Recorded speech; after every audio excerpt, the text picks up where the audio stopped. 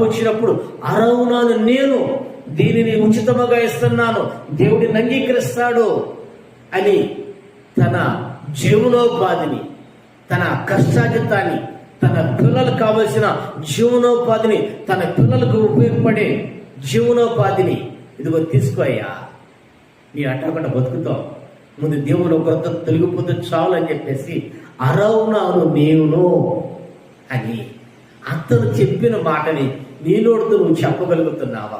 ఊరికి ఏదో బట్టలు నొక్కి రావటం కాదు, ఊరికి నొక్కారా?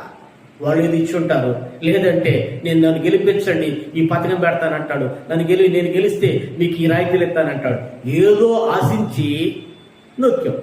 కానీ ఇక్కడ అరవునా అనే వ్యక్తి మీరు నాకివ్వటం కాదయ్యా, నేనే మీకు ఇస్తున్నాను, నా దేవుడు నన్ను ఆశీర్వదించాడు, నా దేవుడు నన్ను గనపరుస్తున్నాడు, నా దేవుడికి నేను ఎంతైనా ఇస్తానని చెప్పేసి అరవునా అనే వ్యక్తి ఒక